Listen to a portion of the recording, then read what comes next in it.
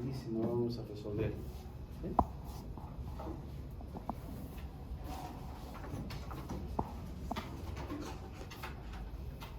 Los datos eran estos, que lo tienen, ¿sí? Sí. Teníamos que encontrar esto. Tasa de mortalidad fetal general. A ver, ¿quién?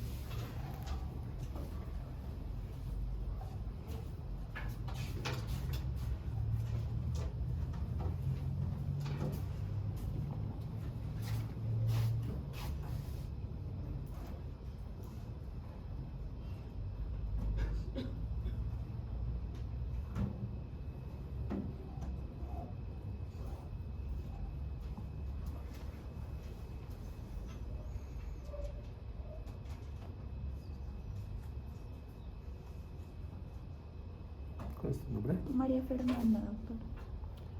María Fernanda.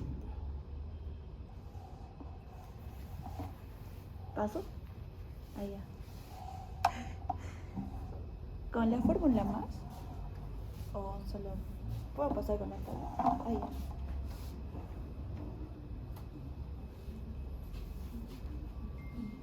¿Qué va arriba? Número de muertes fetales.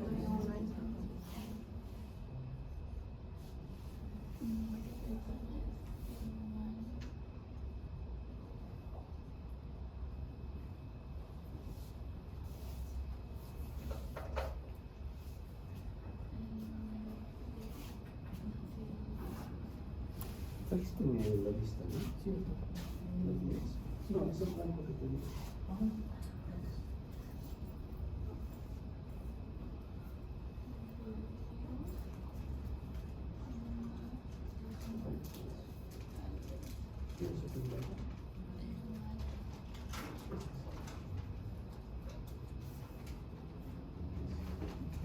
Ahí está, ya estabas pasando.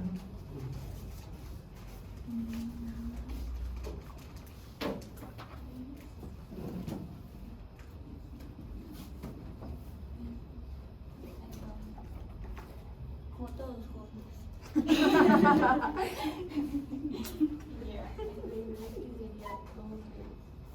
Rápido.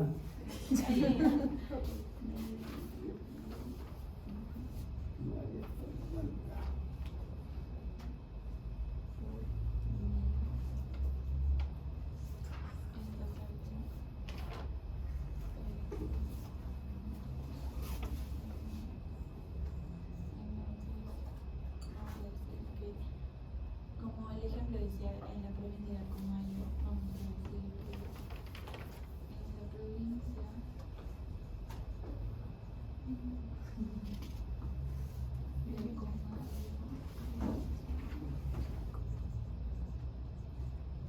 en el año 2025,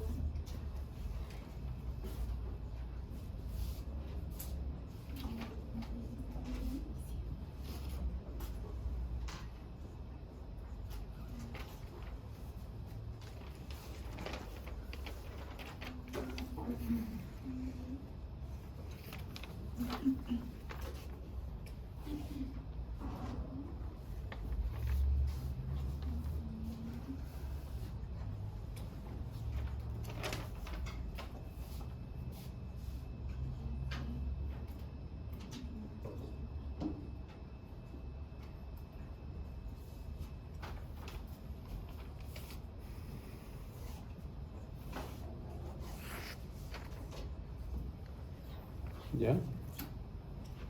No, pero explícales, interpreta. ah, ya, entonces, aquí en la primera va a ir el número de muertes fetales en un año sobre el número de nacidos vivos más las muertes fetales en un año por 1000 recién nacidos. Entonces, reemplazamos, ¿no?, con los datos que nos ha dado el doctor. Sería 12, que es el número de muertes fetales en un año, sobre el número de nacidos vivos, que es 910, más 12 por 1000, sale 13.01. Entonces, eso sería. Y la Ya. interpretación es que en la provincia de Acomayo, en el año 2025, 5 por cada 1000 nacidos vivos se ha tenido 3 de muertes totales. Ok. Entonces, no, todavía no terminó. Todo lo fetal tienes que hacer. Sale 13, ¿no es cierto? Cuando le sale 13 a 1, es 13. A 3, 4, sigue siendo 13, porque estamos hablando de personas. ¿Sí? No puede decir 13.3 individuos se han muerto, ¿no? 13, pues si pasa de 13 a 5, 14. Ahí llega a 14. En el otro caso, era la tasa de mortalidad fetal temprana. Solamente con reemplazo. Ah, ya. No vas a borrar y escribir nuevamente, ¿no? ¿Qué borrarías? Ah, Tampoco todo, ¿no? no, no. A ver. Ya, solo es 8 sobre 910.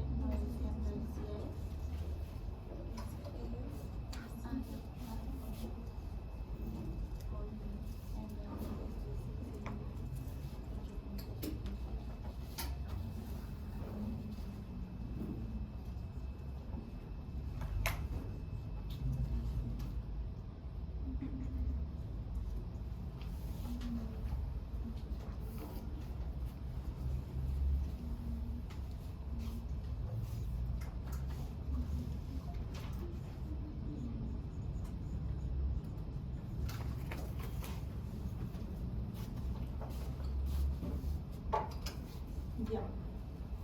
Ya, ¿cómo sería? Aquí eso sí.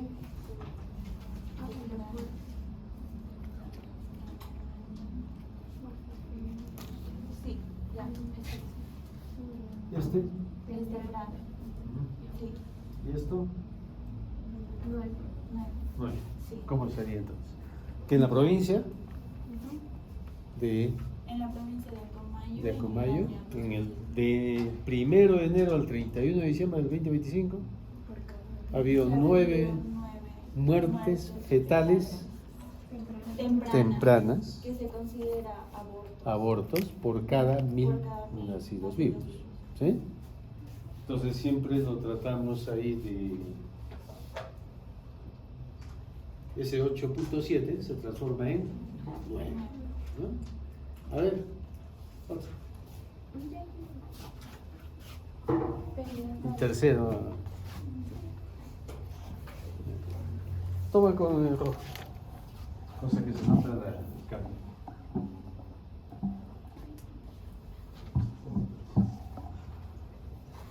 Se llama pinta de...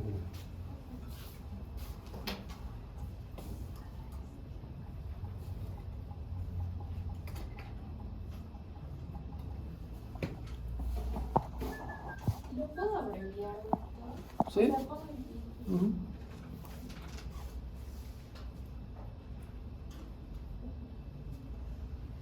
Entonces hay hasta 3 periodos perinatales, ¿no es cierto? 1 y 2, que son los que más manejan. Ahora el MINSA prácticamente utiliza más para medir sus indicadores y para medir cómo avanzamos en salud el periodo perinatal.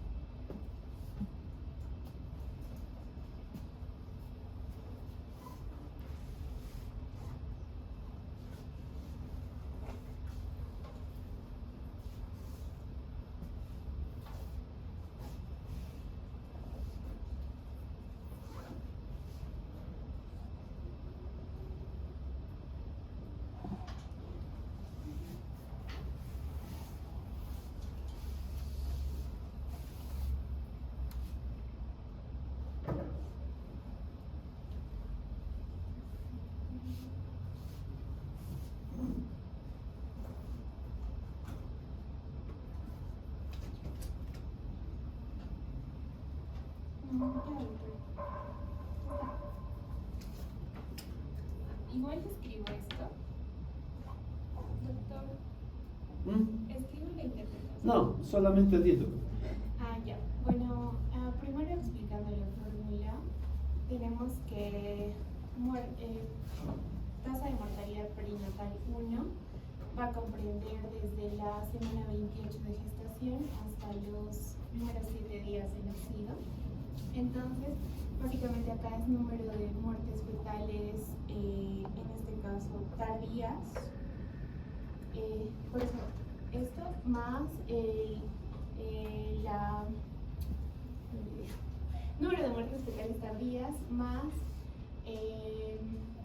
muertes perinatales entre el número de muertes fetales tardías igual más el número de nacidos vivos totales por 1000 recién nacidos vivos.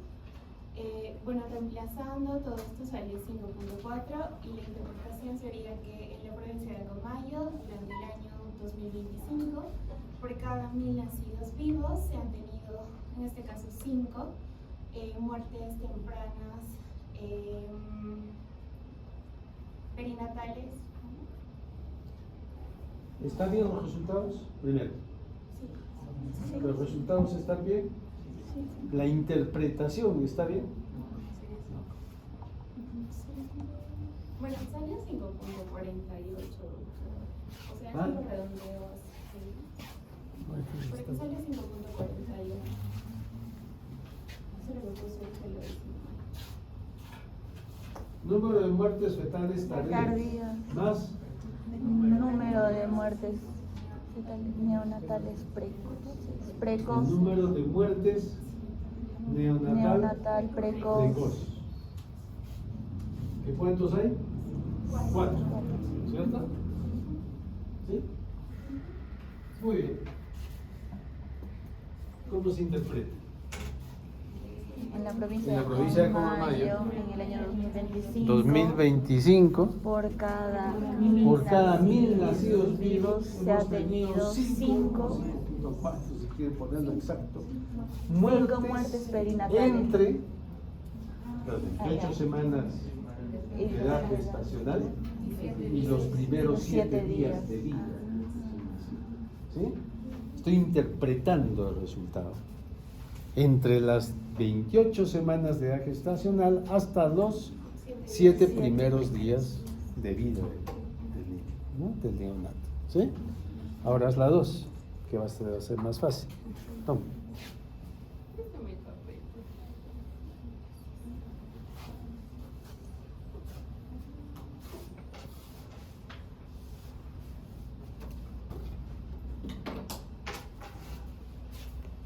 ¿Qué se lleva allí? Daniela Fernández.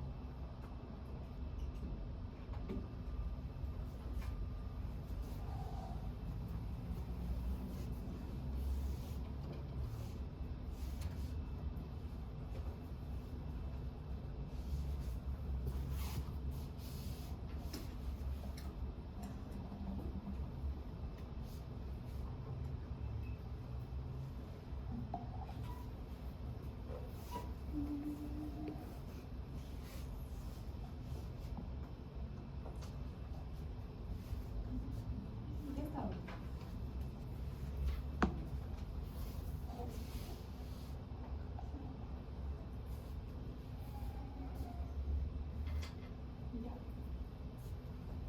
Ya, entonces, En tasa de mortalidad perinatal 2, tenemos que poner el número de muertes fetales totales más las muertes fetales en periodo intermedio, ¿verdad? Más las muertes, en este caso, neonatales. Dividido entre las muertes fetales, el número de muertes fetales totales más las muertes fetales en periodo intermedio más el número de nacidos vivos por 1000 y esto nos sale 10. Entonces la interpretación sería que en la provincia de Acomayo durante el año 2025 por cada 1000 nacidos vivos se han tenido 10 muertes en el periodo que comprende la semana 22 de gestación hasta los 28 días de recién nacido. ¿Me escucharon? ¿Está bien? ¿Está bien? ¿Qué hace?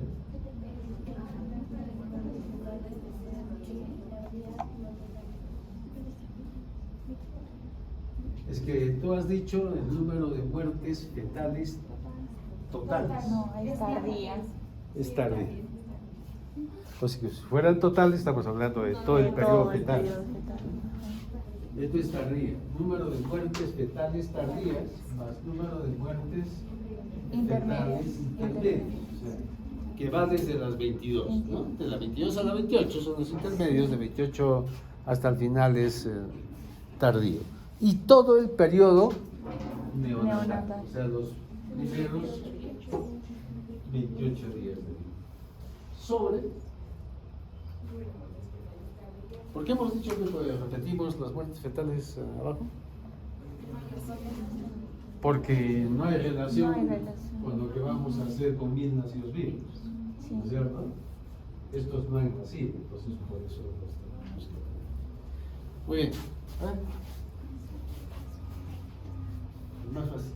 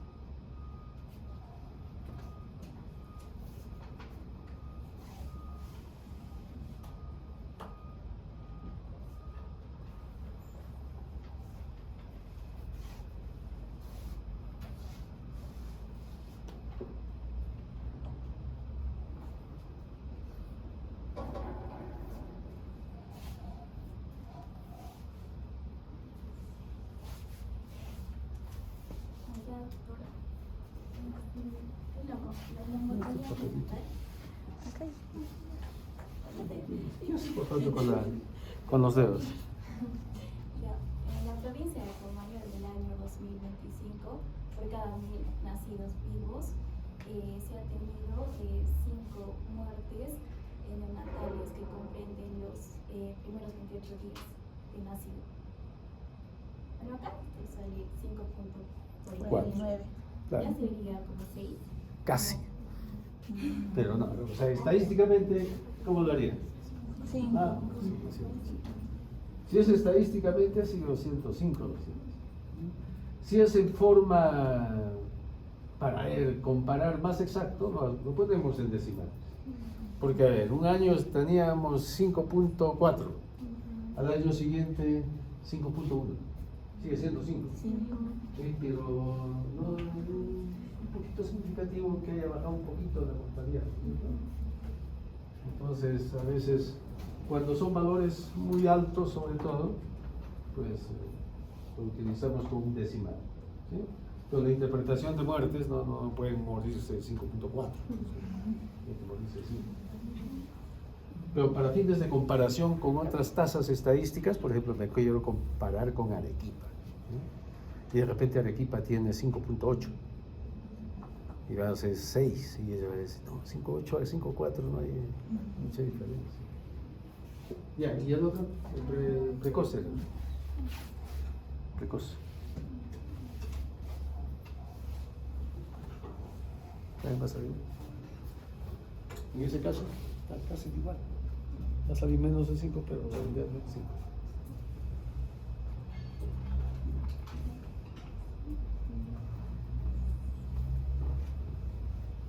¿Se llama ella? Leila.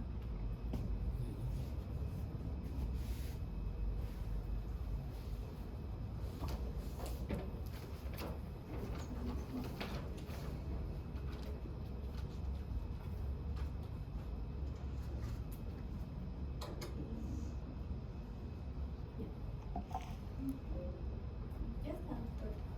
¿Ya? Ya. En la provincia de Putumayo, en el año 2025, por cada 1000 nacidos vivos, se han tenido 4 muertes neonatales precoces que comprenden los 7 primeros días de nacido, de vida. ¿Ya? Entonces, en este caso, si lo cambiamos, viene a ser 4, ¿no? No 4, 3. Listo. ¿Alguna pregunta? ¿Alguna duda? ¿Todo está claro? Muy bien. Vamos a verlo, por favor.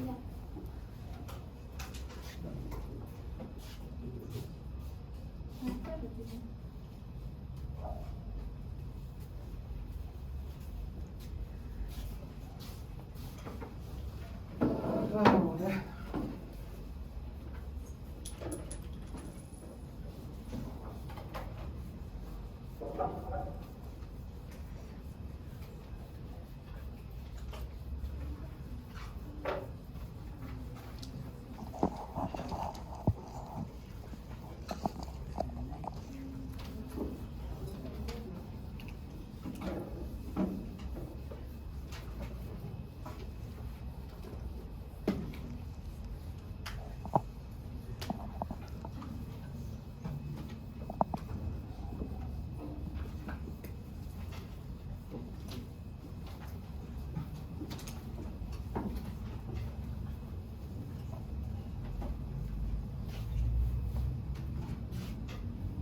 ¿Quién ha leído algo sobre termorregulación? Es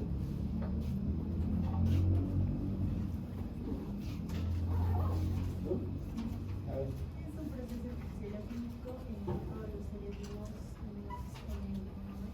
tienen para regular su medio interno, para asegurar la función biológica o celular óptima. Y este proceso consta de tanto termogénesis como termolisis. Y se va a variar por 4 distintos factores. Viene a ser la conducción, la evaporación y la transmisión. Radios. ¿Y eso se aplica al neonato? ¿Se puede aplicar? Sobre todo porque la alimentación más chiquita se puede poner más rápido. ¿Por qué un neonato puede perder calor? Por el medio que lo rodea, por ejemplo, la conducción, por el viento, la conducción, por el medio directo que le ponemos la mantita o el medio Si de la manta está pasamos, fría, o el pañal mojado. si el ambiente está El frío, ambiente está frío. si las ventanas y los puertas Está están abiertas, abierto. si no los secos, si están mojados, porque eso lo evapora.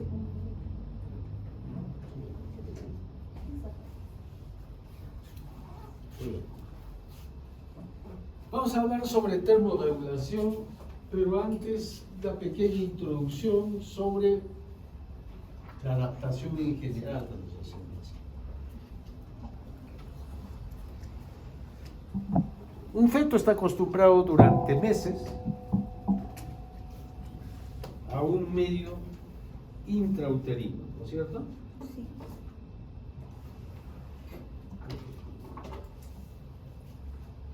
Y de un momento a otro se tiene que adaptar a un medio extrauterino. Entonces lo importante es cómo lo hace. Como cuando tenemos empatía con las personas y alguien necesita ayuda, ¿qué decimos? ¿En qué te ayudo? ¿En qué te apoyo? ¿Qué te puedo ayudar? Es igualito, el neonato no habla. Pues le dice, oye, ¿en qué lo pueden ayudar? Pero para eso tenemos que entender qué es lo que pasa después del nacimiento. El neonato está acá dentro. ¿A qué de temperatura? Medio gramo más que la mamá. Pongamos que la mamá está en 36,5, el bebé está en 37. Esa es su temperatura, ¿no? Está medio grado más que la temperatura materna. Entonces el bebé nace y pone en marcha una serie de mecanismos. Nada, ahora sí. Nada. No, para el otro lado. No está conectado, no está sincronizado.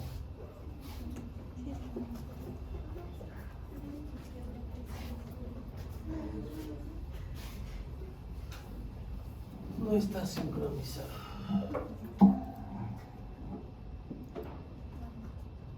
Ahora sí, ¿eh?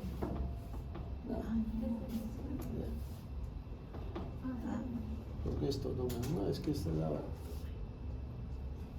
Entonces, la idea de conocer todo este proceso es que ustedes identifiquen a los niños que necesitan, ¿no? ¿Y qué es lo que van a hacer? Reconocer esos factores que hacen que ese niño no se adapte bien, ¿no? Para eso también tengo que conocer todos los cambios a los cuales se va a adaptar ese niño después del nacimiento, ¿no? Y ustedes le van a ir a dar ahí unos cuidados especiales para sus casos.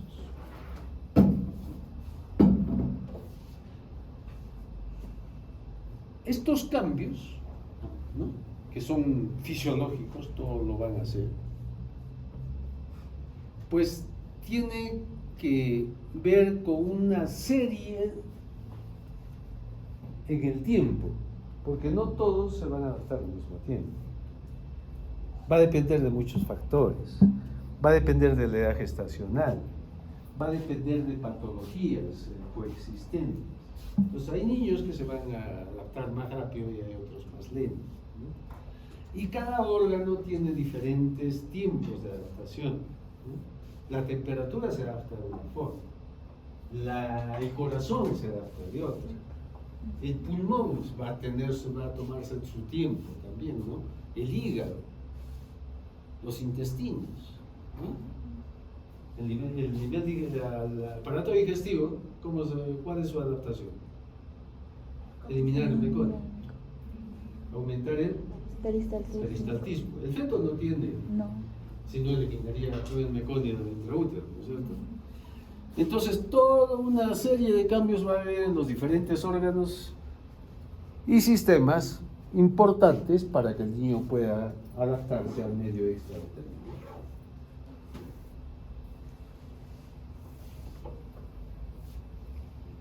Entonces es un paso importante, ¿no? Dice el adagio que existen dos días muy peligrosos en nuestras vidas, ¿no? El primero y el último, no sabemos, no está escrito nunca. El primero porque la mayoría de mortalidad se produce en las primeras 24 horas, ¿no? Después sigue los primeros 7 días y al último los primeros 28. Ya saben que ahí están las 2/3 partes de la mortalidad infantil.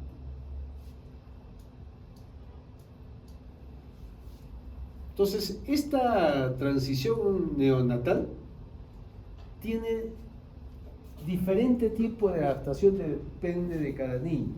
Lo ideal es que la mayoría se tenga que adaptar en las primeras 6 horas. Hay otros que pueden durar un poco más. Hay otros que se van a adaptar en días o en semanas, ¿no? Depende de la patología y de la edad gestacional. Si tuvo una aspiración meconial, por ejemplo, al momento del parto, ese no se va a adaptar inmediatamente, ¿no? Probablemente va a durar varios días o semanas, incluso hasta que pueda solucionarse su problema. Los principales son pulmoncito, ¿no? Una estabilización respiratoria, una estabilización cardiovascular y de la temperatura. Casi el 90% de todos, como les dije, 9 de cada 10 niños, a pesar de nuestra presencia, les va a ir. ¿No? Van a estar con su mamá, se van a ir al alojamiento, van a lactar bien y se van a ir a su casa. Pero hay un 10% que van a tener complicaciones en este proceso. Entonces ahí está nuestra función, solucionar esos problemas. Al 90% que hacemos, acompañamos en el proceso. Y a un 10% ayudamos. Entonces, todos estos cambios que están condicionados, como les dije, con varios factores de riesgo, por eso hemos visto la vez pasada factores de riesgo, sobre todo maternos y fetales, que pueden interferir con la adaptación de recién nacido, ¿no? Todos los niños deben ser vigilados, porque igual, ¿no? Puede que esté bien las primeras horas, lo pasamos al alojamiento conjunto y después pasa algo.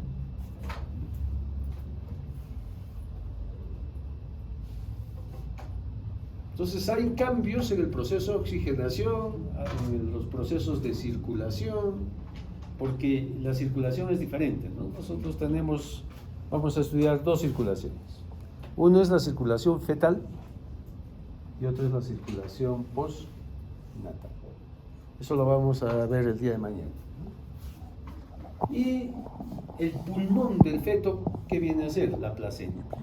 Porque es el ente en las cuales le va a pasar el oxígeno, aparte de los nutrientes. Entonces, muchos niños tienen una transición breve y sencilla, 90%. Y hay otros que incluso nunca llegan a superar este periodo transicional, ¿no? Y acabamos con estos periodos. Yo quiero que en la práctica ustedes observen. Nace un bebé, cuando tengan la oportunidad de ver a un niño, desde el nacimiento, pues ustedes me van a observar qué es lo que presenta, cómo será. Entonces hay 3 etapas en la adaptación de recién nacido. La primera etapa le llamamos primer periodo de reactividad, porque lo que hace el niño es, nace el niño y al toque llora, ¿no es cierto? Porque si no llora, ahí estamos en problemas. Todos los bebés nacen y lloran. ¿Qué otra cosa observan? El tono, la fuerza muscular, el tono muscular, ¿no? Si lo miran así, ese niño está deprimido, asfixiado. Entonces, 2 cositas, ¿no? Que respire y llore y que tenga buen tono, ¿no? El resto va a venir por detrás. Entonces el recién nacido nace y está muy activo, ¿no? Con llanto enérgico, taquicárdico, polifnéico, ¿no? Puede haber gruñidos, tirajes, retracciones, porque fíjense, con la primera respiración, ese bebé va a entrar a la tercera parte de oxígeno en el alveolo. Porque antes del nacimiento ese alveolo, ¿con qué está cubierto? Agua. Agua, que es el líquido pulmonar. Esto es un líquido especial. La tercera parte se elimina en el momento del parto, ¿no? Se comprime, ¿sí? El trabajo de parto entonces favorece la eliminación del líquido pulmonar. Cuando se expande, entra el aire. Entonces, pero queda todavía líquido. Y cuando ustedes van a auscultar, va a haber estertores, ¿no? Roncantes, crepitantes, ¿verdad? Poco a poco en las siguientes horas se va a comenzar. La temperatura desciende. ¿Qué temperatura está acá? 37. ¿Qué temperatura estamos ahorita? ¿Qué temperatura estamos? A ver, ¿qué dice? Bueno, afuera está 18. El solcito. Acá 15. 15. Si usted está en un centro de salud y no prepararon su sala de partos, fíjense de 37 que fue su temperatura, va a bajar a una temperatura, o de 36,5 que es la temperatura de la madre, va a bajar a 15. O sea, 20 grados. ¿Cuál es la temperatura ideal de una sala de partos para que ustedes preparen en su centro de salud en la posta? 26. 26 grados. Y así incluso, fíjense, yo estoy acostumbrado a un clima cálido. Soy un venezolano que ha emigrado a mi país, que hace calor, ¿no es cierto? Y me vengo a Cusco. No sé, ¿no? Por eso no hay muchos venezolanos, unos pocos nomás aquí. El bebé tiene que bajar 11 o 10 grados de temperatura de un momento a otro, de un minuto a otro. Entonces eso es un shock. Puede estar alerta. Ruidos hidroaéreos. No hay. Toma su tiempo desde la primera respiración, en las cuales comienza a entrar el aire al estómago, al pulmón y a los intestinos posteriormente, va a pasar entre unas 2 a 6 horas. ¿Sí? Para que yo tome una radiografía y vea ya aire en el estómago. Las frecuencias cardíacas y respiratorias son bien usuales. Hemos hablado de frecuencia cardíaca. ¿Cuál es la otra parte? ¿Sí? 100. ¿De un neonato? 100. ¿Cuál es la frecuencia cardíaca normal? Así es, 100 lamentos. ¿Por qué es importante para que te digan cuándo es bradicardia y cuándo es taquicardia neonatal? Ustedes están haciendo obstetricia a la vez. Ahí manejamos diferentes valores, 120 a 160.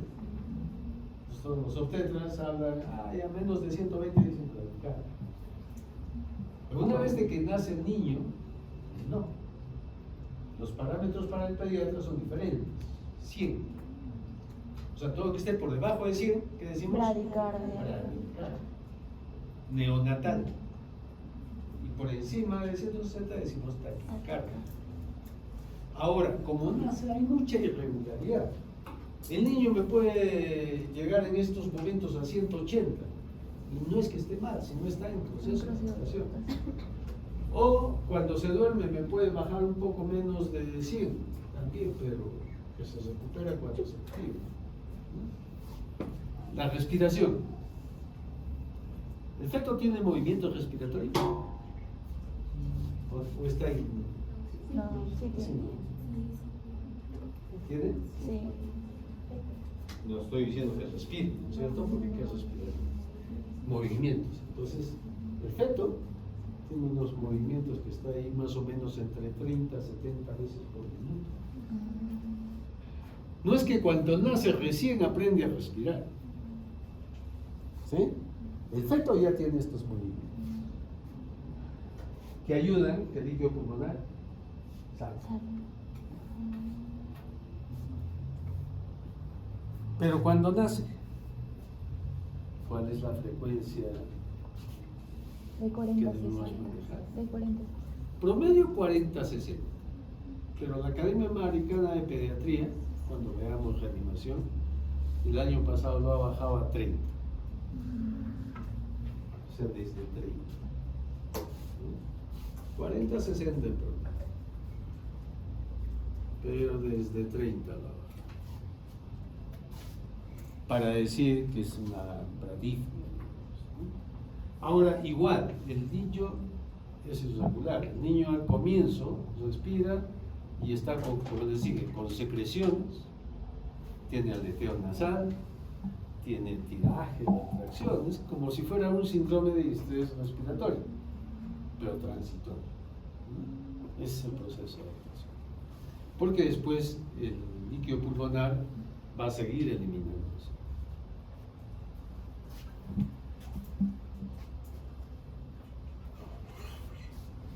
¿Qué cambios hay en este periodo? En estos primeros media hora. Hay cambios simpáticos y hay cambios parasimpáticos. Estoy hablando del sistema nervioso.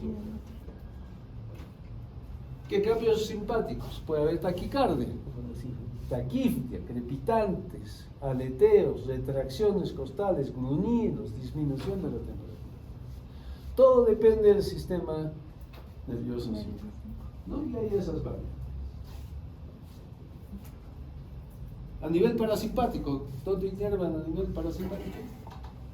Por la parte digestiva, ¿no? Entonces, ruidos hidroaéreos todavía no se establece muy bien el peristaltismo que va a comenzar a producirse, ¿no? Hay secreciones orales abundantes, tonos cardíacos tan fuertes, irregulares, hay un poco de cianosis peribucal. ¿Esto qué le llamamos? ¿Sabe?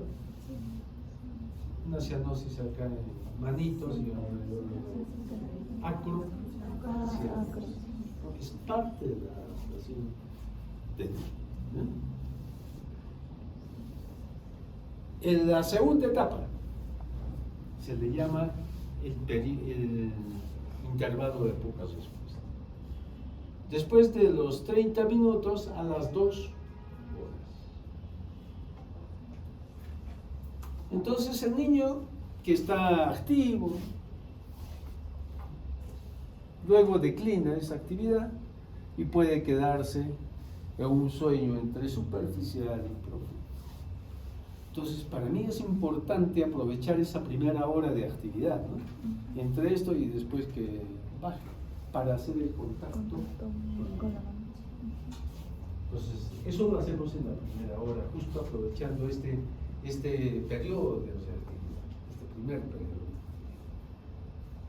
Porque después se va a quedar adormilado, ¿no? Después otra vez comienza a despertarse, los movimientos respiratorios comienzan a aumentar y la frecuencia cardíaca también. Comienzan algunos ruidos hidroaéreos y hasta que llegue a la tercera etapa de periodos de adaptación, que es el segundo periodo de reactividad. O sea, otra vez es como que se despierta, ¿no? Acuérdense, entonces está uno despierto, después se adormita y después otra vez se despierta. ¿Qué quiere? Lactar otra vez, leche, ¿no? Quiere leche. Comienza a aumentar el tono, está más activo, ¿no? Todavía hay irregularidad de frecuencia cardíaca y respiratoria. Puede haber pausas respiratorias. Respira más rápido o respira más lento. Eso se llama pausa, que generalmente van de unos 5, 8 segundos, ¿no? Otra cosa es que ustedes miren un apnea. ¿Qué es apnea? Pausa. Sí. Sí. Sin respiración. Por más de 20 segundos. Acompañado de bradicardia. Eso es apnea por tiempo. Pero si son pausas respiratorias, es parte del proceso de adaptación. Ya hay secreciones orales que ha eliminado todo el resto del líquido, puede haber vómitos, expulsa meconio, llanto enérgico. En este periodo, hasta las 6 horas, la temperatura en un niño normal, a término, con buen peso, se debe estar estabilizando.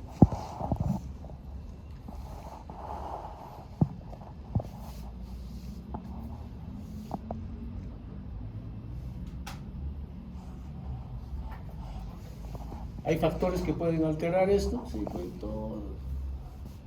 Generalmente problemas maternos, ¿no? Preparto, diabetes, hipertensión, hemorragia, infección, drogadicción, embarazo, malformaciones, no control prenatal, la edad materna también influye, todo lo que hemos visto, ¿no? Intraparto, la cesárea es solución cuando está realmente indicada, ¿no? No cuando digo, no, yo no quiero hablar. Por eso se van a la clínica, ¿no? Y en la clínica el 99% de partos son por cesárea. Pero acá estamos hablando de problemas reales que se pueden presentar y que pueden alterar la adaptación, ¿no? El RPM hemos visto, el riesgo ocurre cuando es más de 18 horas de evolución antes del inicio del trabajo de parto, por eso es prematuro, ¿no? Alteración de los latidos cardiofetales. Si a mí me dice el obstetra, hay variación, hay bradicardia fetal, yo ya me tengo que preparar porque ese niño va a nacer mal, no va a nacer bien, no se va a adaptar, ¿no? Todos los problemas de anestesia general que también va a deprimir al bebé, o alteraciones a nivel funicular del cordón umbilical, ¿no?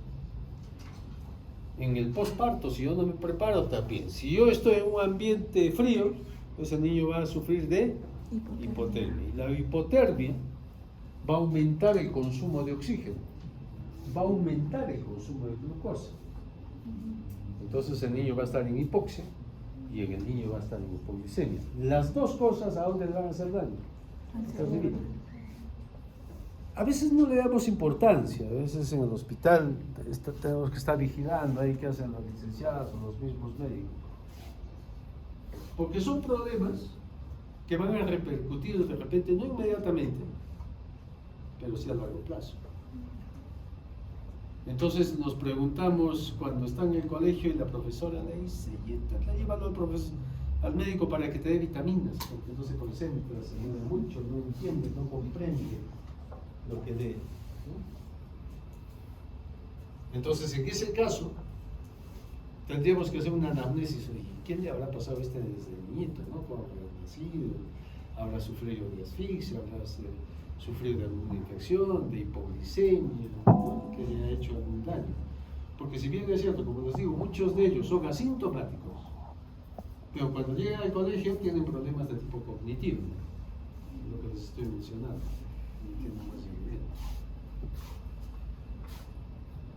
Que no razonan, ¿no? Que no plantean unos ejercicios, que no entienden lo que leen, que de repente se ponen a estudiar, están desde arriba hasta abajo, le preguntas qué entendió y no entendió absolutamente nada. Y otra vez regresan a la regla.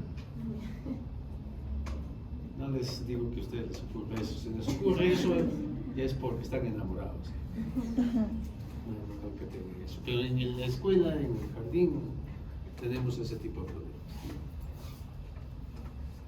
Y también altera la adaptación todo lo que pueda haber ingerido la madre durante el embarazo.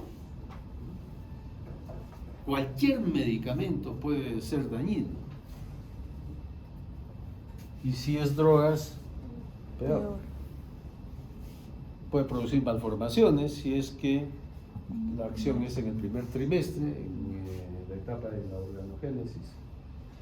Puede producir un RCIU, retardo de crecimiento intrauterino, ¿no? Las cuales la placenta entra en insuficiencia, no le pasa cantidad suficiente de nutrientes y oxígeno, o altera mecanismos fisiológicos, ¿no? Muchos medicamentos pueden producir sedación, o pueden producir sangrado, o pueden producir ictericia con carnípteros. Entonces, ¿qué tienen que saber?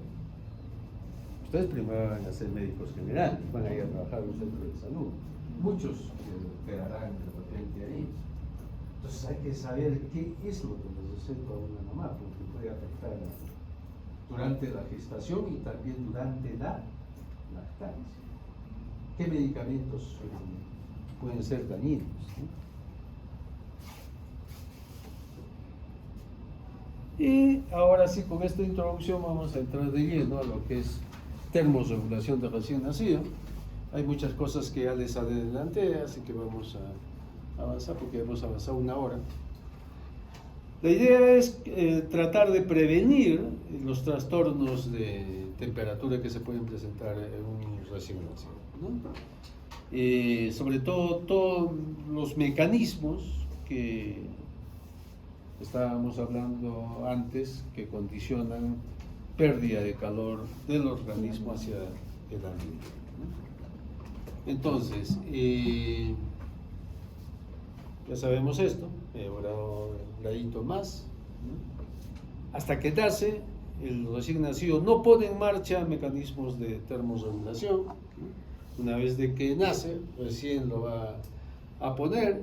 Esto depende mucho de la edad gestacional. Mientras más pequeño, más complicado va a ser, e incluso va a requerir más temperaturas ambientales, ¿no? Si un recién nacido a término necesita 26, un prematurito, no tanto los tardíos de 34 36, pero sí los moderados o los severos, de repente los 26 grados no es suficiente. Entonces, ¿qué necesitamos? ¿Dónde tenemos que ponerlo? En una incubadora. Y una incubadora va desde 30 hasta 37 grados ambiental, ¿no?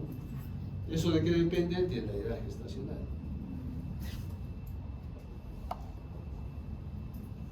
De cómo responde el organismo, cómo pone en marcha estos mecanismos.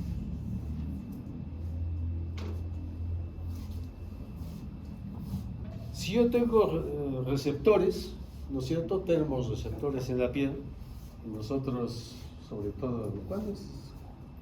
Entre junio y julio se hace el mayor frío, justo. Sí. Y ustedes sienten frío, ¿no? ¿Eso hacia dónde va?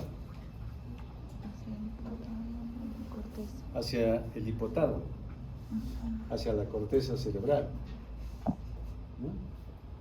¿Qué produce ahí? ¿Qué regula mi temperatura? ¿Qué hormona?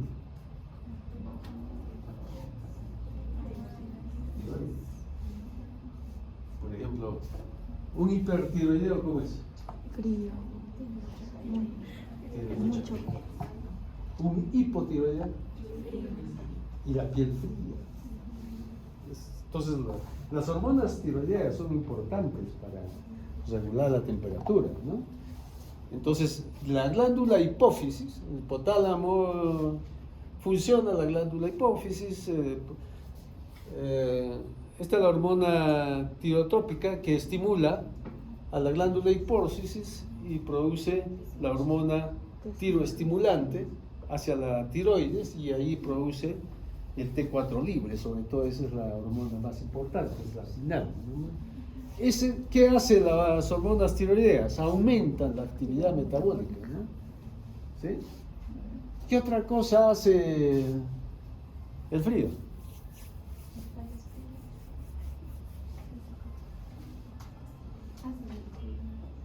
Glándulas sudoríparas. ¿Qué pasa con las sudoríparas o la piel? Si hay calor, Sí. ¿qué hace? ¿Vasodilatación? ¿Vasoconstricción? Vasoconstricción. ¿O vasodilatación? Vasoconstricción. ¿Dilatación? Después, tú estás seguro. Cuando hay calor, ¿qué hace? Vasodilatación. Vasodilatación y sudoración, ¿no es cierto? Y si hay frío, ¿qué quiero? Vamos a ver. Fíjense, mi piel es un radiador, ¿sí? Si yo estoy con temperatura alta, libero calor. Para liberar calor tengo que vasodilatar y sudar. El problema que tenemos es que un neonato no puede sudar. O sea, cuando aumentamos mucho la temperatura también es peligroso, porque no tienen mecanismos maduros de liberación de calor mediante la sudoración. Yo me voy al parque zonal, ¿no es cierto? ¿Qué genero? Calor. Pero tengo que liberar esa calor. ¿Qué hacemos? Sudamos. No, y nos ponemos colorados, ¿no? Y sudamos. Hace frío, me voy de alpinista. Al revés. ¿Cómo se miraría un neonato hipotermo? Pálido. ¿Por qué está la palidez? Por la vasoconstricción. Entonces, ahí funciona la constricción o la dilatación de las arterias como mecanismo de regulación. Las glándulas sudoríparas también, ¿no?, regulan la temperatura, pero como les digo, esto no está bien maduro, ¿no? ¿Qué hacemos cuando hay frío? ¿Hacemos esto? Y citamos, ¿no? ¿Qué estamos tratando de hacer? Estoy tratando de hacer contracciones musculares. Ese es el tiritar, ¿no? Quiero generar calor por el frío, ¿no? Entonces, a nivel muscular, los movimientos y el temblor, que es el tiritar, produce calor. Pero eso no lo va a hacer el neonato, ¿no? No va a hacer lo que ustedes hacen, no tiene ese mecanismo. Entonces, sobre todo, aumenta el calor el neonato por esto, ¿no? Por glucogenólisis. Durante el último trimestre, el feto va almacenando la glucosa en el hígado, en forma de glucógeno. Cuando necesita energía, saca ese glucógeno, lo destruye, obtiene calor. Eso se llama glucogenólisis, ¿no? Entonces, todo esto desde el hipotálamo, la glándula tiroides, la hipófisis, vienen a ser reguladores a nivel central, ¿sí?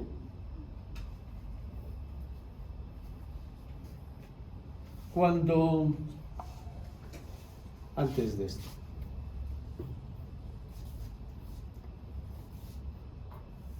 cuando un niño tiene fiebre, ¿cómo le bajamos la temperatura?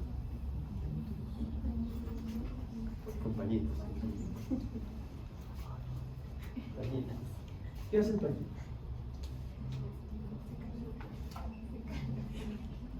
¿Qué hace el pañito? ¿Cuál es la acción por la cual bajaría la temperatura? Pero eso sin meto alcohol. ¿No? ¿Sí? ¿Le ponen alcohol? Tibolina. Tibolina. Eso sí. La tibolina es alcohol. ¿Enfría la piel? Sí. No baja la temperatura. ¿Por qué enfría? Evaporación.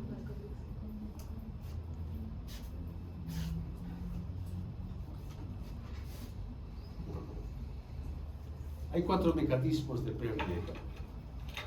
Esas mamás que no utilizan pañitos fríos o timolina, lo que están haciendo es enfriar la piel por evaporación. Pero no están bajando la temperatura. ¿Qué medicamento utilizan para bajar la temperatura? Paracetamol. ¿Ah? Paracetamol. Paracetamol. Muy bien. Pregunta de farmacología. ¿Cuál es el mecanismo de acción del paracetamol?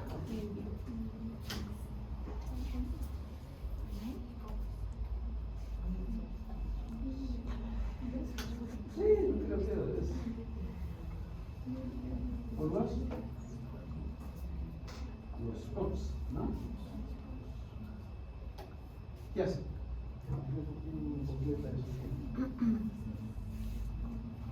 ¿Qué hace? La síntesis de la COX.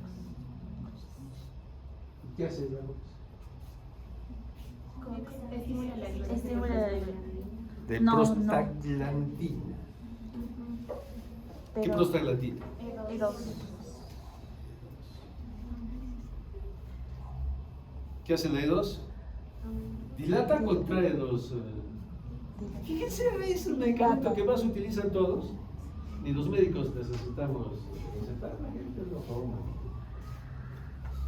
Vasodilatación. Por eso tomamos nosotros un gramo de paracetamol, tengo fiebre alta, y después de una hora, ¿qué es lo que estoy haciendo? Un proceso de sudoración y ahí me está bajando la temperatura. Por paso de entonces, se está enfriando la piel, pero no me está bajando la temperatura central. ¿Los orines son efectivos? Sí. Sí. ¿Por qué? ¿Porque son orines? ¿O porque son tibios?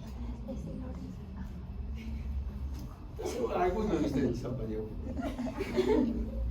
Porque son tibios. Por eso los pañitos, los fomentos o el baño tiene que ser tibio. ¿Qué hace un baño tibio o cualquier líquido tibio? Paso.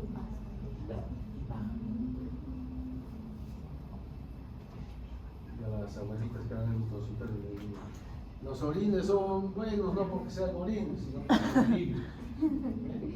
Igualito va a conseguir con agua tibia o con un baño de inmersión. Entonces hay 4 mecanismos, ¿no?, de transmisión de calor. ¿Qué es lo que tenemos que cuidar? Estos 4 mecanismos lo van a cuidar para que ese niño tenga una buena adaptación térmica. Conducción, ¿qué significa? Contacto. Entonces yo tengo que recibir, el obstetra les entrega al bebé, yo tengo que recibirlo con un campo Caliente. Vamos a prepararnos con 2 campos precalentados, ¿sí? Uno y otro para cambiar. Entonces, ¿dónde lo pongo? Sobre la mamá, ¿no es cierto? Al 90% lo ponemos sobre la mamá. ¿Y a qué temperatura está mi barriguita?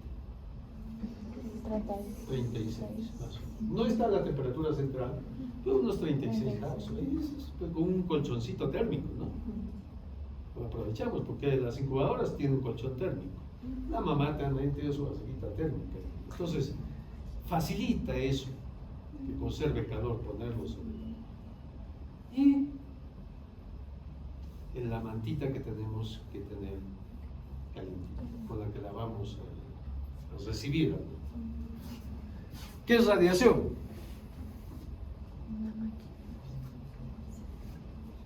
¿Qué es radiación? ¿Cómo evitamos la pérdida de calor por radiación? Por algo le llamamos sol radiante. Entonces, evitemos que esté cerca a superficies frías, por ejemplo, cerca a la ventana, ¿sí?, cerca a mayólicas, ¿no?, superficies que emanen temperatura fría, más bien que estén lejos de eso. Permitamos que gane calor radiante. ¿Dónde lo ponemos? En una cuna. Una cuna radiante. Y ahí bien. Esas cunitas que tienen una estufita a esta altura, ¿no? Lo ponemos ahí y le irradia calor, ¿no? Pero evitemos las superficies frías. Convección. Acá tenemos 0 convección y allá sí tenemos convección. La puerta de atrás.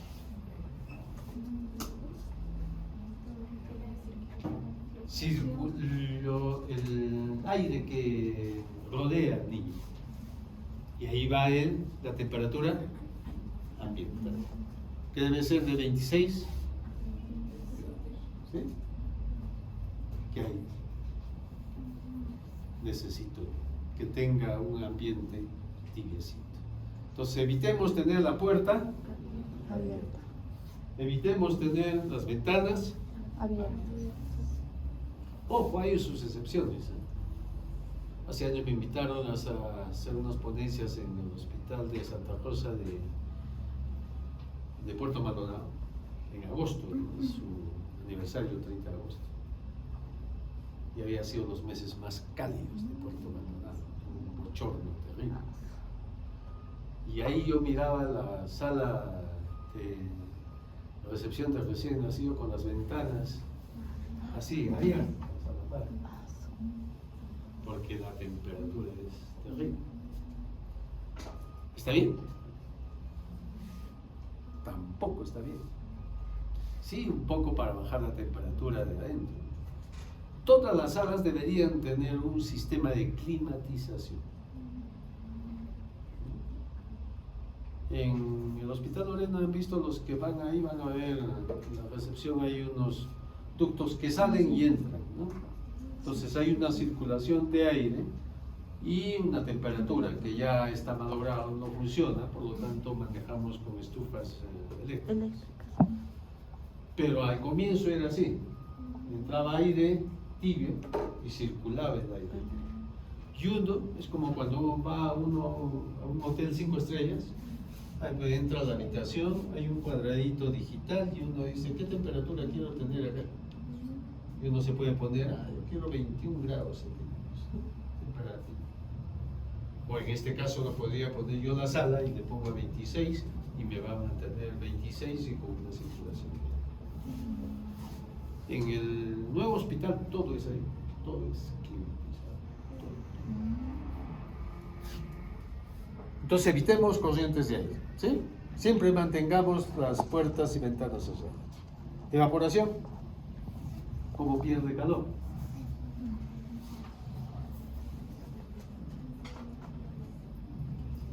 Lo mismo que hemos estado hablando del alcohol, ¿cierto? Yo lo baño en alcohol, ¿el alcohol qué hace? Se evapora muy rápido y lo enfría muy rápido la piel. El niño nace mojadito, ¿cierto? Porque es como que sale de la piscina. Y si no lo seco, ese líquido se va a evaporar. Y en el proceso de evaporación la temperatura va a bajar.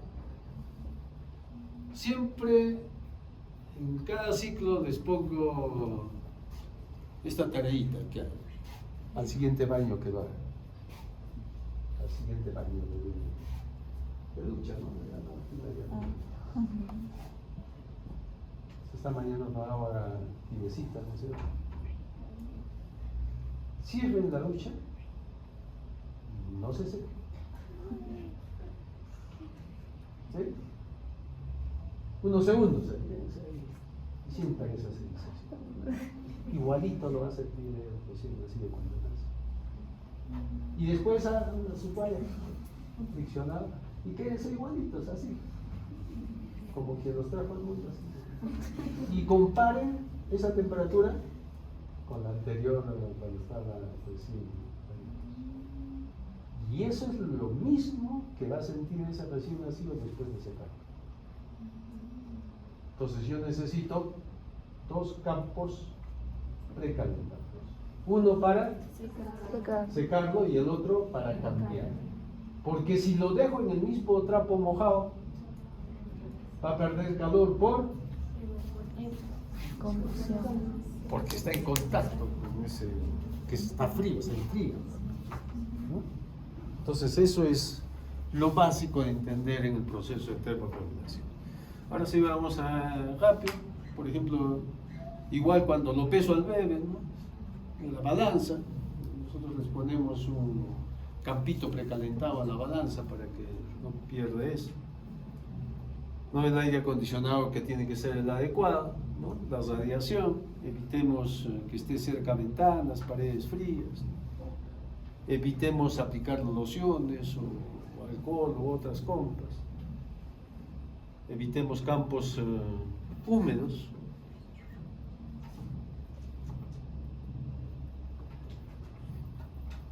Ahora, hay condiciones del recién nacido que hacen que pierdan calor. Uno de ellos es la alta relación superficie corporal en relación al peso. ¿Qué se refiere a esto? Ustedes han visto un cuero de vaca, ¿no? Cuando lo sacan todo y lo estiran, esa es la superficie corporal, es como que si me desollan a mí toda mi piel y me ponen cuántos metros cuadrados tengo.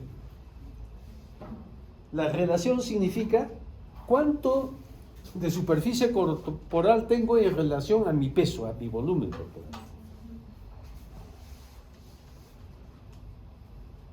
2.7 mayor que el adulto, y los prematuros 3.5 más superficie corporal expuesta en relación a la adulta. Y si tienen más superficie corporal expuesta, hay mayor pérdida de calor. ¿Sí? Ese es uno. ¿Qué hace el niño en relación a esto? Pues tiene mecanismos, ¿no?, de compensación. Uno es el aislamiento cutáneo, la grasa subcutánea y el grosor de la piel. Pero esta grasa subcutánea y el grosor de la piel va a variar de acuerdo a la edad gestacional. Mientras más prematuro, la piel es más delgada y la grasa subcutánea es escasa. Por lo tanto, no hay mucho aislamiento, ¿no?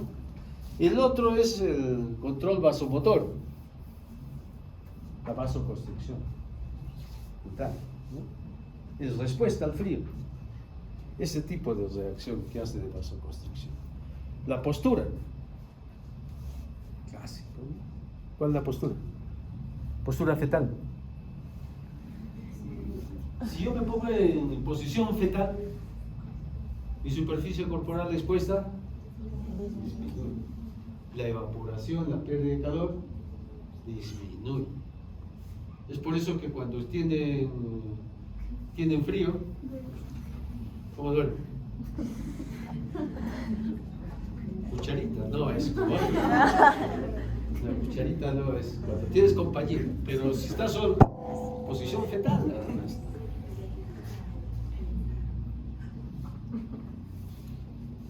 Esta imagen para que tengan en cuenta la relación de superficie corporal. Fíjense la cabeza cuando nace. ¿Qué porcentaje de la superficie corporal es la cabeza? La cuarta parte. ¿Y a un adulto? La octava parte por ahí, ¿no? Entonces, nace un bebé y ¿qué es lo que más me debe preocupar? La cabecita. ¿Por dónde empiezo? Por la Cabecita. Nace el bebé y lo primero que hago es esto. La cabecita, tratar de secarlo lo más que puede y después ¿qué hago? Su rostro. ¿No? En cambio el resto del cuerpo es poco, ¿no? Como atendemos siempre a un recién nacido, uno comienza de acá y el otro de los pies, ¿no? Entre los dos secamos rápidamente y lo cambiamos. Uno eleva, el otro cambia y lo volvemos rápido. Gorrito y ya está. La postura, como el prematuro no se puede acurrucar, nosotros lo acurrucamos. ¿Cómo? Y hacemos así. En vez de que esté así, ¿qué es lo que pasa acá? No tiene buen tono, ¿no es cierto? Su superficie corporal es mayor, expuesta. La pérdida de calor es mayor. Muy bien, yo le hago un nidito. ¿Qué estoy simulando? ¿Qué simulo? El útero. El útero, ¿no? El niñito está ahí tranquilito, descansa, disminuye el llanto, ¿no? Antes de que esté expuesto ahí. Sobre todo los prematuros moderados para abajo, severos y muy extremos son los que... esa es la posición que tiene la postura. Y la idea es tener un ambiente térmico neutro. ¿Qué significa? Aquella temperatura en las cuales el consumo de oxígeno es mínimo. ¿Sí? Esa es una temperatura ideal, ¿no? Que esté en equilibrio. Siempre tratar de mantener este rango, ¿no? 36,5 a 37,5 de temperatura central.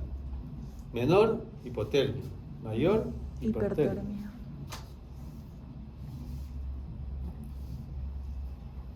¿El niño produce calor? ¿Sí?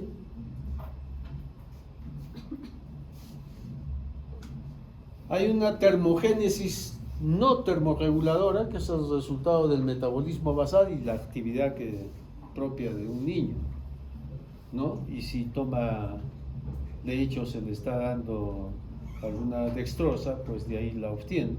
Y el otro es la termogénesis termorreguladora, ¿no? en respuesta al ambiente. Y ahí va la vasoconstricción, ¿no es cierto? Frío, evito la pérdida. Si hay calor, vasodilatación para liberar el exceso de calor. Los escalofríos, como les dije, el sudor generalmente van después de las 4 meses, 14 a 16 semanas de vida postnatal. Peor después hay la termogénesis química. Y ahí también obtiene calor. Esto se da por la grasa parda. La grasa parda es una grasa especializada, no estoy hablando de la grasa subcutánea. ¿Sí? Este está ubicado en la zona escapular, en la zona axilar, en la zona del mediastino, pericárdica, en la zona lumbar también. Parda se debe al color que tiene, que es medio amarillento esa grasita, ¿no? Y que a partir de esta grasita, pues por lipólisis, se produce calor. Pero esta grasita va a depender también de la edad gestacional. Mientras más prematuro, menor cantidad, ¿no? Es muy escasa en prematuros. Entonces son estas vacuolas, como ven ahí, que con estos adipocitos, que contienen, en la célula, ¿dónde se genera las ATPs de calor? ¿En qué organela? Las mitocondrias. ¿Cuál es la característica de estas grasas, de estas vacuolas de grasa parda? Que tienen muchas mitocondrias, o sea, tienen mucha más cantidad de mitocondrias. Entonces la cantidad de energía que pueden tener, pues a partir de las 26 o 28 semanas ya la pueden utilizar, ¿no? Para adelante.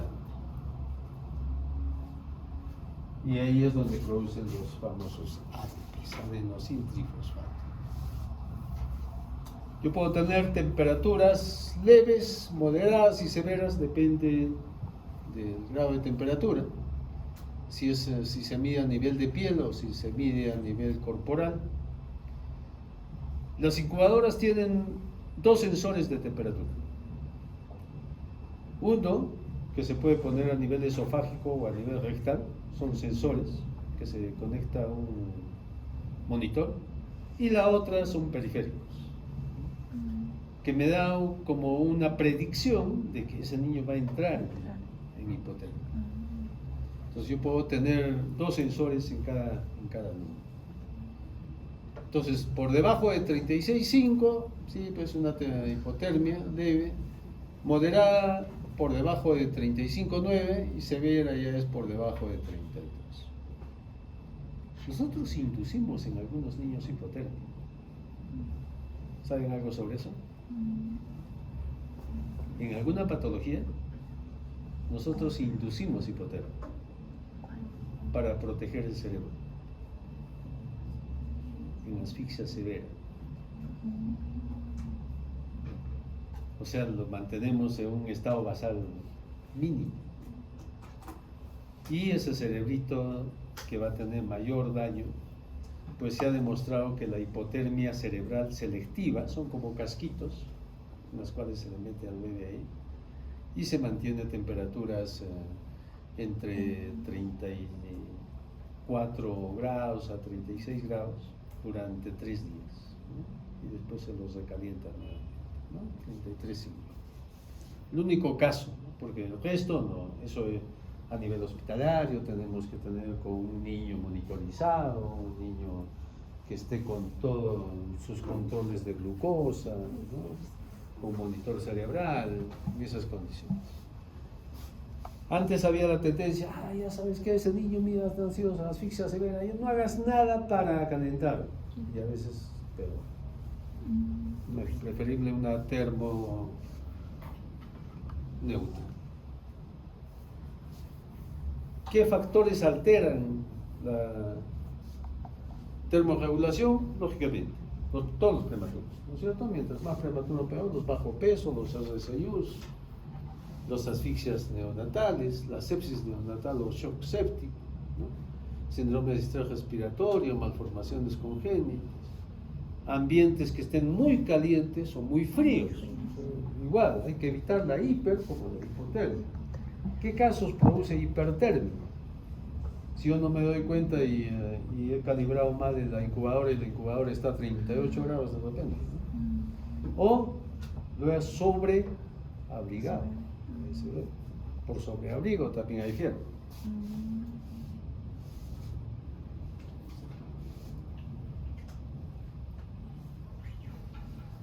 Los prematuros, en este caso hay que tenerlos en cuenta. Lo ideal es que ustedes me refieran toda gestante con amenaza de parto prematuro.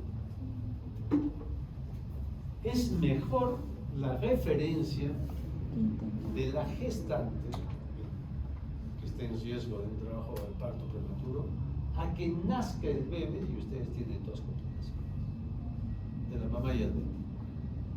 Entonces el bebé va a entrar en hipotermia, ustedes van a tener mayores complicaciones. Prematuro tiene menos grasa subcutánea, mayor relación con superficie corporal peso, menores depósitos de glucógeno, menores depósitos de grasa parda, hipotonía, incapacidad de acurrucarse, ¿no? Todo está en su contra del prematuro. ¿Cómo se identifica clínicamente? Hemos dicho. Hay vasoconstricción, ¿no? El bebé se lo va a ver pálido. ¿Qué más tendrá? Vamos a ver una lluvia de ideas. Cianosis. Pletórico. Pero si estamos diciendo que está pálido. Cianosis. Suriento, ¿cómo se llama? Hipotónico. Taquicárdico. Bradicárdico. ¿Qué más? Hipotermia. Hipotónico. ¿Qué más? Con dificultad respiratoria. Sí, me trata de compensar. ¿Qué más? Está bien. Cianosis. Hipoactivo, hipotónico. Por lo tanto, si está hipoactivo, hipotónico, ¿habrá esto? No. También tiene dificultad para alimentarse, ¿no? Disminución de la respuesta a estímulos, todos los reflejos, ¿no? Incluyendo la de búsqueda y succión, los problemas de distrés respiratorio que estaba hablando, rechazo a la alimentación, no va a poder alimentarse, respiración irregular, puede entrar en apnea, en esas ceses de respiraciones por más de 20 segundos, ¿no? ¿Qué consecuencias puede tener? Hipóxia. Y fíjense, tiene hipotermia, por lo tanto el consumo de oxígeno es mayor. ¿Sí? El consumo de glucógeno es mayor. Todo esto, ¿a dónde va a hacer daño? Al cerebro. Acá al cerebrito, a su eso. Acidosis metabólica. Hipoxia. ¿Qué es hipoxia? ¿Y qué es hipoxemia? ¿Cuál? Hipoxemia por poco oxígeno en la sangre. O sea, si le pongo una saturación, no está saturando bien. Por ahí está en 80%, 78%. ¿Y qué es hipoxia? ¿Qué es hipoxia?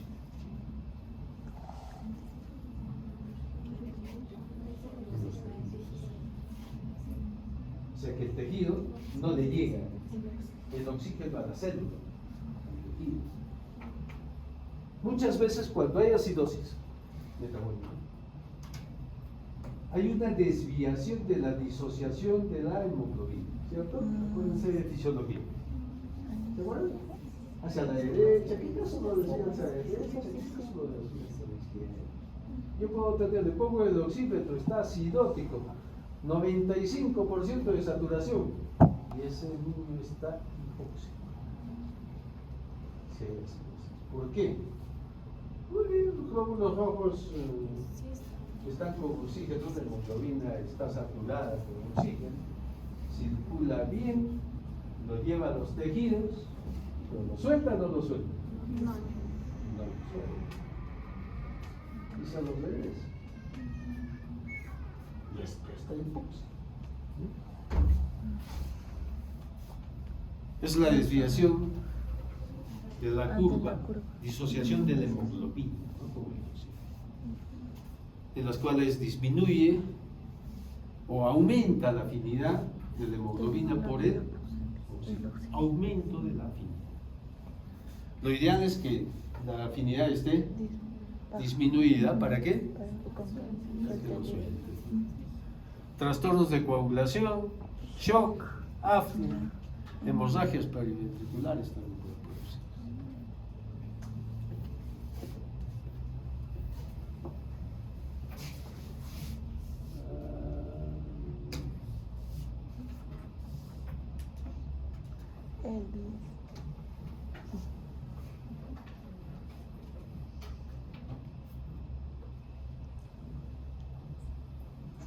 Entonces, ¿cómo lo evaluamos? Temperatura axilar menor a 36,5. Todo niño que tenga menor de eso tenemos que estar observándolo y tenemos que darle calor adicional. Los recién nacidos bajan la temperatura, ya les he dicho, ¿no es cierto? Pero, ¿hasta qué edad? ¿Cuándo va a regular la temperatura? ¿Cuántas horas? Ella ya se olvidaron de eso. ¿Cuánto tiempo tengo para que haya una termorregulación? 6 horas. Niño normal, ¿no es cierto? Niño atérmico, ¿no? Porque los prematuros, te olvides, ¿no? Pueden regular en semanas o en un mes de repente, la temperatura. Entonces, en estos niños que no están regulando temperatura, yo tengo que controlar la temperatura rectal, siempre hacer la diferencia entre temperatura central y periférica, hacer la diferencial entre la temperatura ambiental y la temperatura del niño. Esto es diferencial externa, hay una diferencial interna y hay una externa, ¿no? Pero ¿por qué está enfriando? No vaya a ser que el ambiente esté muy frío, entonces necesito abrigar, necesito ponerle estufas, aumentar la cantidad de temperatura. Identificar si hay alguno de estos mecanismos en los cuales hay pérdida de calor, que hemos dicho, conducción, evaporación, radiación, y alguna glicemia, porque ¿qué está relacionado con hipoglicemia? Con mayor consumo de oxígeno e hipoglicemia. Y averiguar antecedentes, ¿qué pasó? Muchas veces tenemos niños de mamás drogadictas. Y lo más común, alcohólicos. Y ustedes van a tener más cantidad que nosotros de alcoholismo. Hay muchas mamás que en el momento del parto están en estado de debilidad. Y es difícil el parto. El niño me hace un síndrome alcohólico fetal, con un síndrome de abstinencia posterior y con una hipoglicemia e hipotermia posterior.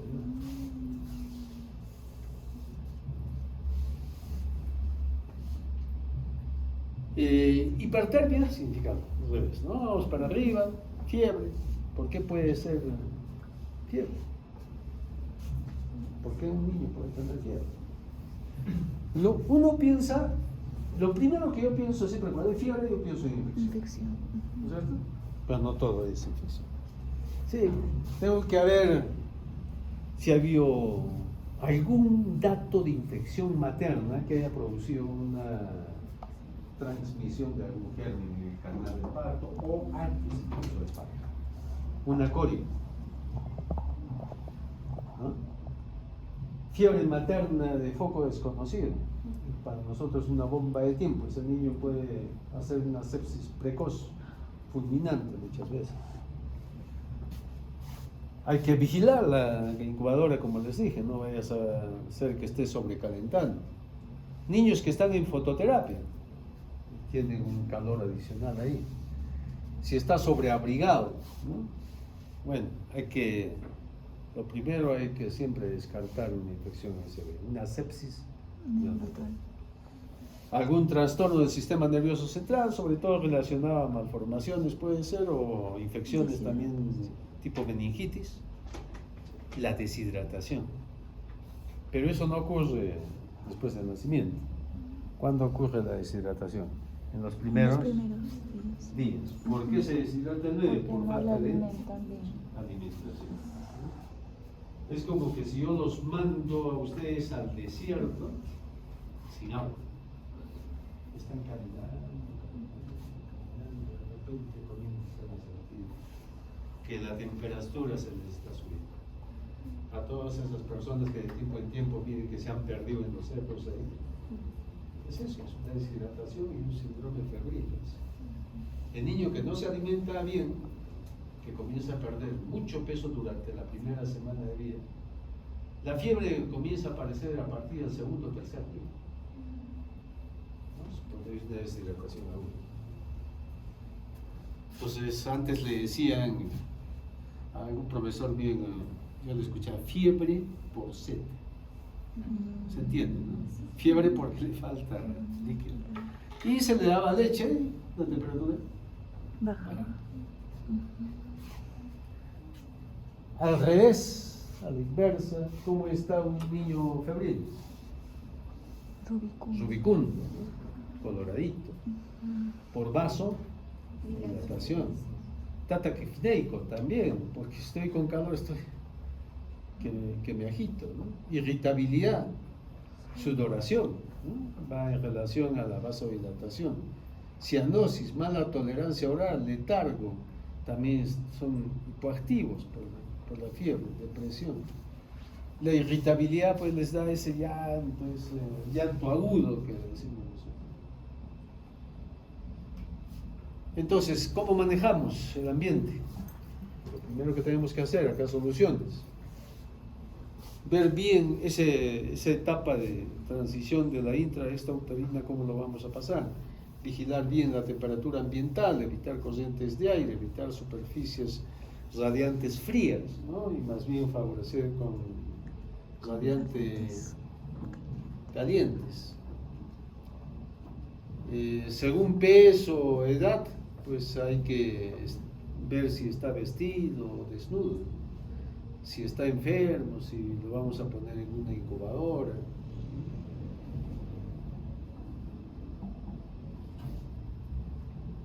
Si no controla un niño en una incubadora, incluso se lo puede vestir o cubrir con una sábana plástica. Una bolsita. Les contaba en la mañana a mi grupo que nosotros tenemos para recibir sobre todo a los prematuros unas bolsitas las más grandes, esas Ziploc, de alimentos que se cierran, y nosotros tenemos de este porte. Y a los prematuritos cuando nacen, los metemos ahí adentro, hasta acá, ¿no? Y les cerramos hasta acá, ¿de acuerdo? No los secamos. Menores de 1500.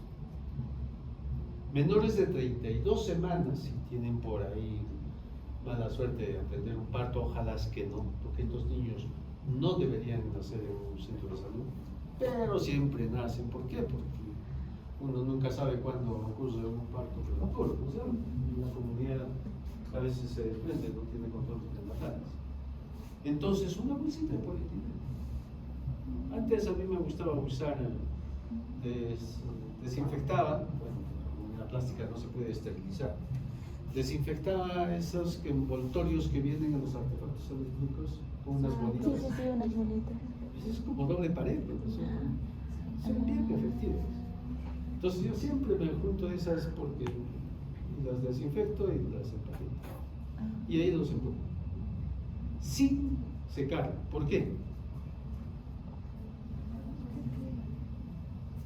Porque la evaporación dentro de un ambiente cerrado me va a dar humedad. Y la humedad, ¿mejora o no mejora la temperatura? Les preguntaba, ¿dónde hay más calor? ¿En Nazca o en Puerto Maldonado? La sensación de calor, ¿dónde es más? Puerto, pues bochornoso, Puerto. En cambio es un calor seco o un calor húmedo. En la incubadora nosotros le ponemos ya 35 grados de temperatura ambiental en la incubadora, 60% de humedad. El niño está hipotérmico. ¿Qué hago para mejorar? 70% de humedad. Mejora la temperatura del bebé. 80% de humedad. Y me mejora la temperatura. Entonces, le crean un microambiente, por eso se les recibe en una bolsita plástica, ¿no? Lo cubrimos con una sábana plástica.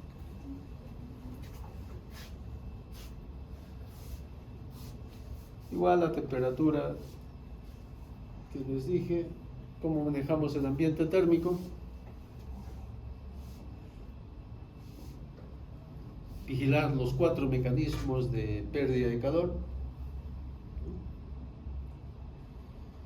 En los niños menores de 2000 gramos, que son los prematuros moderados, ¿no? Porque los de 2000 a 2500 coinciden con los 34 a 36 semanas de edad gestacional, que son prematuros tardíos, o prematuros leves, como quieran llamarlo. Siempre en una incubadora los tenemos nosotros desnuditos, no con ropa. ¿Por qué? Pues suficiente para mantener la temperatura. Y como les digo, solamente para traslado utilizamos las bolsitas. De la sala de partos hasta la unidad de cuidados intensivos. O ustedes, desde el centro de salud hasta el hospital, en su bolsita. Y sobre su bolsita le vuelve con su ropita, todo. El gorrito es muy importante. ¿Sí? Siempre gorro, calcetines, sábanas. Cuando yo trabajaba en periferia, lo que hacíamos es, como nos dan unas cosas así grandes de algodón, de rodajes de algodón, nosotros les envolvíamos. Como una momia. Todo le envolvíamos y le poníamos su bolsita plástica.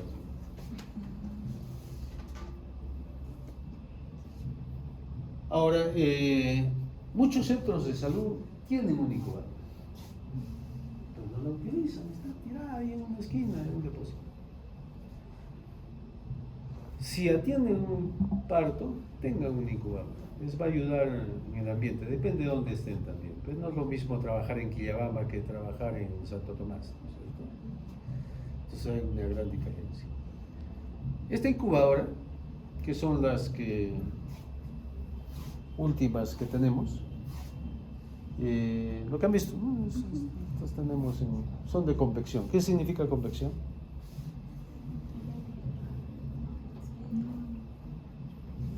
Hemos visto el mecanismo de convección. Circulación de aire. Pero, ¿cómo le circula? Yo acá, en esto, voy a calcular la temperatura primero. Segunda, voy a calcular el porcentaje de humedad que le quiero dar a ese ambiente. Yo le voy a hacer un microambiente acá, ¿sí? De calor. O sea, porque el aire no va a estar fijo, ¿no es cierto? Si no se asfixia por el bebé. Tiene que ser una circulación de aire. Pero esa circulación de aire quiere decir que va a entrar aire tibio y húmedo, y el CO2 también lo va a sacar por otro lado. Entonces, por eso es convección, porque es una recirculación de aire caliente y húmedo, ¿no? Por eso se llama de convección, ¿no? Esta es la que se utiliza más, pues, en hospitalización, ¿no? Siempre deberíamos tener una incubadora, si es que hay en ese centro de salud. Casi la mayoría de centros de salud tienen a 34 grados precalentada, ya lista para el momento porque mejora mejor, ¿no? Si el ambiente lo tiene en 26, si no reguló temperatura, lo pasan a 34 grados. Si ustedes no calentaron, el tiempo que va a demorar para llegar a esta temperatura más o menos es entre 30 a 45 minutos. El niño debe estar desnudo ahí para permitir que el calor del incubador sea efectivo, ¿no? Porque ya le estoy dando humedad. Entonces estas incubadoras son actualmente de doble pared, tienen unos habitáculos para meter las manos. Como ven, no hay que usar ropa estéril, lo mantiene estéril, libre hasta el codo para hacer el lavado Y eso es lo que se introduce para manipular al bebé, ¿no?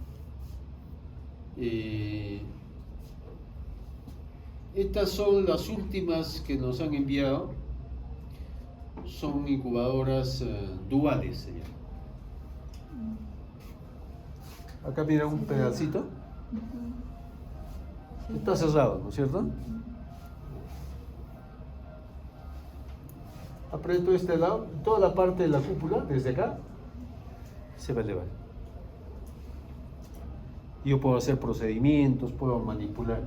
Y comienza a funcionar esto. ¿Qué es esto? Radiación, calor radiante.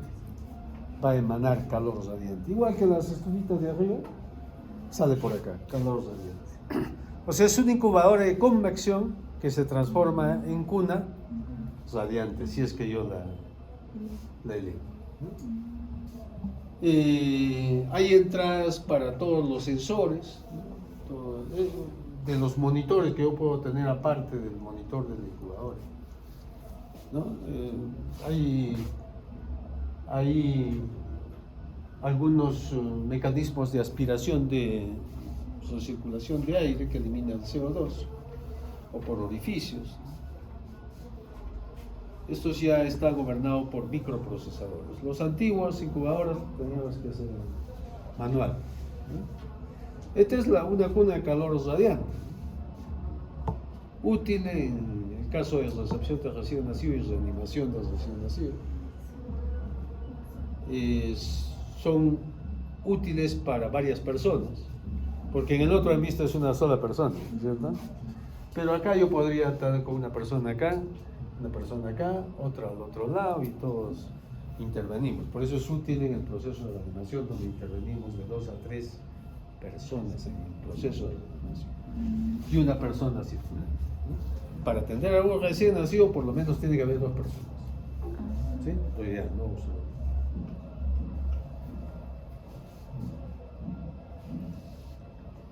Permite maniobrar mucho, ¿no? En intubación, en catéteres.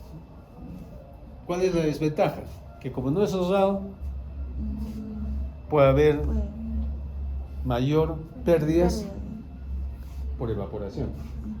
Porque en el otro, como yo le doy humedad, mis pérdidas insensibles por evaporación son menores. Las pérdidas insensibles también me bajan la temperatura. ¿Cómo se mide un balance hídrico con pérdidas insensibles? Más o menos en un niño a término, 20 mililitros por kilo por día.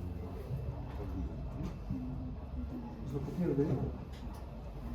Se evapora. 20 mililitros. Si es prematuro, entre 40 a 60 mililitros. Si es prematuro, va a perder más agua por kilo por día. Pero si yo lo tengo acá, va a aumentar esas pérdidas. Ya no va a ser 20, va a ser 30, 40 en ese mismo detalle.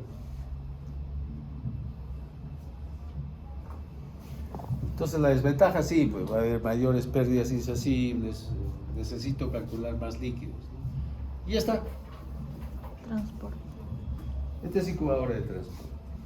En realidad, bajo el sistema de referencia y contrarreferencia, todos los establecimientos de salud, cabeza de red, que son un centro de salud, no una posta, sería un desperdicio que haya esto en una posta donde hay un parto cada 2-3 meses. Pero un centro de salud donde todos los días hay partos, por lo menos 1 o 2, pues sí debería haber esto. Porque ese centro de salud que es cabeza de red tiene varios postas pequeñas satélites, ¿no? De salud que de la referencia va a esa zona. Igual, una posta pequeña a veces no tiene una ambulancia. Muchos establecimientos tienen, pero puede que alguno no tenga una ambulancia para referir este paciente. Tiene un sistema de X, si se dan cuenta. ¿Para qué sirve eso? Para bajar y subir a la ambulancia, ¿no? Entonces, yo lo puedo poner a este nivel y es fácil trasladarlo. También tiene, miren, unos tanques de oxígeno ahí, ¿no? ¿Y qué tiene acá? Como los casos eléctricos, una batería. ¿Ha visto los carros eléctricos? ¿Dónde está la batería de los carros eléctricos? Debajo de los asientos, ¿no? En todo el ancho de los asientos está la batería, las celdas. Este tiene lo mismo. Este tiene lo mismo. No es que tiene una batería adicional. Los antiguas incubadoras sí tenían como una batería de carro y eso pues servía unas horas, ¿no? Pero ahora viene en toda la base, igual, son celdas de baterías en toda la base y que puede durar todas las horas que ustedes tengan, 6 horas, 8 horas hasta llegar a esta base. Además tiene otra ventaja. Esto tiene una entrada de corriente alterna de 220, pero también tiene una entrada de corriente de 12 voltios. ¿Eso dónde se puede conectar? Al vehículo. Las ambulancias tienen entradas de 12 voltios. Antiguamente, ahora ya no traen, creo, los carros, encendedor. ¿Sí? Tenían los carros para un encendedor eléctrico. Esa es entrada de 12 voltios. Y muchas de estas incubadoras tenía esa para enchufar a la entrada del encendedor. Ahora no, ahora vienen, casi todas las ambulancias vienen con redondos para enchufar 12 voltios. Entonces, ni siquiera se va a bajar la temperatura. No va a utilizar mucho la batería tampoco. ¿Qué otra cosa? Que acá no tiene depósitos de agua para dar humedad. En cambio, en la de convección sí tiene depósitos de agua, que le ponemos agua estéril, en los cuales le cambiamos todos los días. Agua destilada. No podemos poner en una incubadora el agua de caña.